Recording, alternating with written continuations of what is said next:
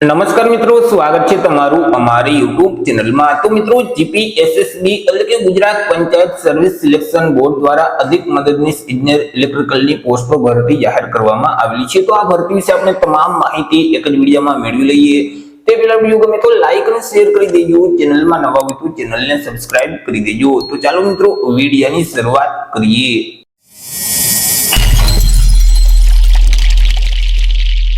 તો મિત્રો, આજે ભરતીનું નોટિફિકેશન છે તે જીપીએસએસબી એટલે કે Gujarat panchayat service selection board દ્વારા બહાર પાડવામાં આવેલું છે। અહીં Gujarat panchayat service selection board છે તેના દ્વારા મિત્રો અધિક મદદનીશ ઇજનેર ઇલેક્ટ્રિકલ વર્કરની જે જગ્યાઓ ખાલી છે, તો આ જગ્યાઓ સીધી ભરતીથી ભરવા માટે લાયકાત ધરાવતા ઉમેદવાર પાસેથી અરજી ફોર્મ મંગાવવામાં આવેલા છે।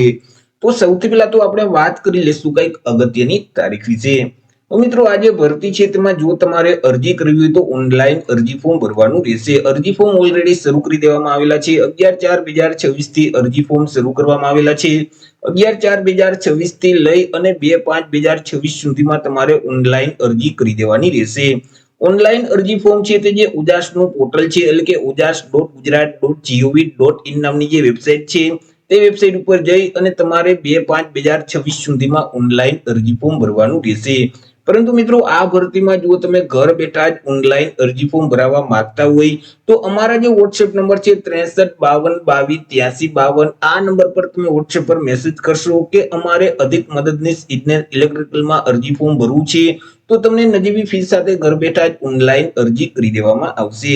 વાત કરી લઈએ જગ્યા વિશે કે કુલ કેટલી જગ્યા છે અને જિલ્લા મુજબ કેટલી જગ્યા રહેશે, તો કે કુલ 200 જેટલી જગ્યા પર આ ભરતી જાહેર કરવામાં આવેલી છે। આ જે 200 જગ્યા છે તેમાંથી અમદાવાદ માટે 7 જગ્યા, અમરેલી માટે 8 જગ્યા, આણંદ માટે 6 જગ્યા, અરવલ્લી માટે 6 જગ્યા, બનાસકાંઠા માટે 8 જગ્યા, ભરૂચમાં 7 જગ્યા, ભાવનગરમાં 8 જગ્યા, બોટાદમાં 3 જગ્યા, છોટા ઉદેપુરમાં 5 જગ્યા, દાહોદમાં 8 જગ્યા, ત્યાર પછી દેવભૂમિ દ્વારકામાં 2 જગ્યા, ડાંગમાં 3 જગ્યા, ગાંધીનગરમાં 3 જગ્યા, ગીર સોમનાથમાં 5 જગ્યા, જામનગરમાં 5 જગ્યા, ત્યાર પછી જુનાગઢ માટે 7 જગ્યા છે, કચ્છ માટે 8, ખેડા માટે 8 જગ્યા છે, મહીસાગર માટે 5 જગ્યા, મહેસાણા માટે 8 જગ્યા છે, મોરબી માટે 4 જગ્યા, નર્મદા માટે 4 જગ્યા છે, ત્યાર પછી નવસારી માટે પણ 4 જગ્યા છે, પંચમહાલ માટે 6 જગ્યા, પાટણ માટે 7 જગ્યા છે, પોરબંદર માટે 2 જગ્યા છે, રાજકોટ માટે 8 જગ્યા છે, સાબરકાંઠા માટે 6 જગ્યા છે, સુરત માટે 8 જગ્યા છે,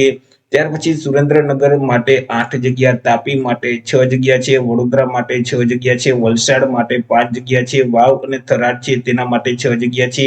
તો આવી રીતે અલગ અલગ જિલ્લામાં થઈ કુલ 200 જેટલી જગ્યા પર આ ભરતી જાહેર કરવામાં આવેલી છે।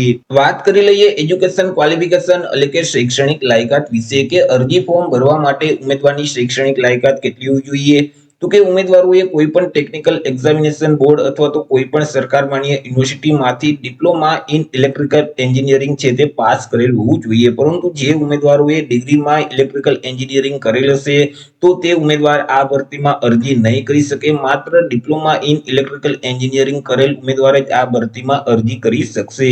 ઉમેદવાર પાસે બેઝિક કોમ્પ્યુટરનું નોલેજ છે તે હોવું જોઈએ।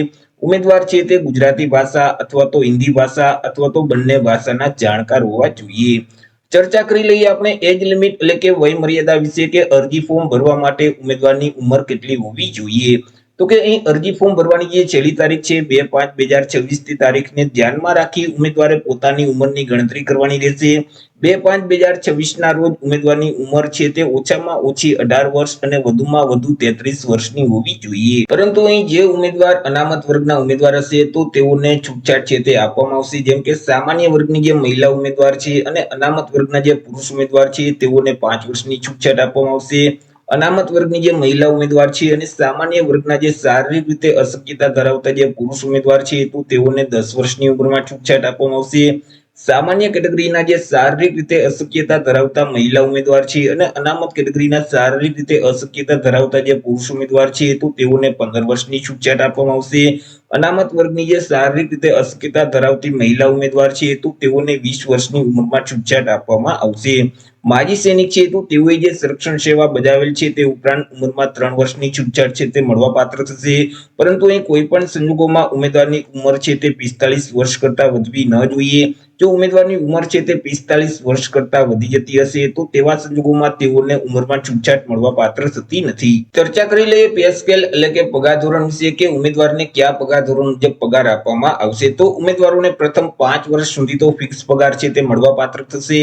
દર મહિને ₹49,600 ફિક્સ પગાર છે તે આપવામાં આવશે. 5 વર્ષ પૂરા થઈ જશે એટલે સરકારશ્રીના નિયમ અનુસાર ઉમેદવારોને પગાર ધોરણ છે તે લાગુ પડશે. વાત કરી લઈએ અરજી ફી વિશે કે કયા ઉમેદવારોએ કેટલી અરજી ફી ભરવાની રહેશે. તો અહીં જે જનરલ એટલે કે સામાન્ય વર્ગના જે તમામ ઉમેદવાર છે તો તેઓએ અરજી ફી ભરવાની રહેશે. અરજી ફી તરીકે ₹100 છે તે ભરવાના રહેશે, પ્લસ જે બેંકનો સર્વિસ ચાર્જ લાગે તે અલગથી ચૂકવવાનું રહેશે. અરજી ફી છે તે તમારે ઓનલાઈન જ ભરવાની રહેશે. તમે net banking, credit card, debit card કે યુપીઆઈ ના માધ્યમથી અરજી ફી ભરી શકશો. 11/4/2026 થી લઈ અને 2/5/2026 ના સમયગાળા દરમિયાન તમે ઓનલાઈન અરજી ફી ભરી શકશો. વાત કરી લઈએ સિલેક્શન પ્રોસેસ વિશે કે ઉમેદવારનું સિલેક્શન કેવી રીતે કરવામાં આવશે. તો ઉમેદવારનું જે સિલેક્શન છે તે એક સ્પર્ધાત્મક પરીક્ષાના માધ્યમથી કરવામાં આવશે. આ જે પરીક્ષા છે તે હેતુલક્ષી પ્રકારની રહેશે એટલે કે તેમાં એમસીક્યુ પ્રકારના પ્રશ્ન છે તે પૂછવામાં આવશે. એ મિત્રો કુલ 200 એમસીક્યુ પ્રકારના પ્રશ્ન છે તે પૂછવામાં આવશે. એક પ્રશ્નનો 1 માર્ક એટલે 200 માર્કનું પેપર રહેશે. પેપર લખવા માટે તમને 3 કલાકનો સમયગાળો આપવામાં આવશે. તમને જે ક્વેશ્ચન પેપર આપવામાં આવશે તેમાં સામાન્ય જ્ઞાન એટલે કે જનરલ નોલેજ સંબંધિત કુલ 35 પ્રશ્ન પૂછવામાં આવશે. ગુજરાતી ગ્રામર સંબંધિત 20 પ્રશ્ન પૂછવામાં આવશે. ઇંગ્લિશ ભાષા અને ગ્રામર સંબંધિત 20 પ્રશ્ન પૂછવામાં આવશે. ગણિત અને રીઝનિંગ માંથી 25 પ્રશ્ન છે તે પૂછવામાં આવશે. તે સિવાય તમે જે diploma in electrical engineering pass કરેલ છે તેમાંથી કુલ 100 પ્રશ્ન છે તે પૂછવામાં આવશે. આવી રીતે કુલ 200 એમસીક્યુ પ્રકારના પ્રશ્ન પૂછવામાં આવશે. એક પ્રશ્નનો 1 માર્ક એટલે 200 માર્કનું પેપર રહેશે. પેપર લખવા માટે 3 કલાકનો સમયગાળો આપવામાં આવશે. એ મિત્રો જે ઇંગ્લિશને લગતા પ્રશ્ન છે એટલે કે ઇંગ્લિશ ગ્રામર સંબંધિત જે પ્રશ્ન છે તે ઇંગ્લિશ ભાષામાં પૂછવામાં આવશે. તે સિવાય અહીં જે ઇલેક્ટ્રિકલ એન્જિનિયરિંગને લગતા જે પ્રશ્ન છે તે ગુજરાતી અને ઇંગ્લિશ બંનેમાં મિશ્રણમાં પૂછવામાં આવશે. તો એ રીતે મિત્રો Gujarat panchayat service selection board દ્વારા અધિક મદદનીશ ઇજનેર ઇલેક્ટ્રિકલની પોસ્ટ પર ભરતી જાહેર કરવામાં આવેલી છે. તો આશા રાખું છું વિડીયો પસંદ પડ્યો હશે. વિડીયો પસંદ પડ્યો તો લાઈક અને શેર કરી દેજો. ચેનલમાં નવા હોય તો ચેનલને સબસ્ક્રાઇબ કરી દેજો. ફરી મળીશું એક નવા ટોપિક સાથે એક નવા વિડીયોમાં. ત્યાર સુધી જય હિન્દ, વંદે માતરમ.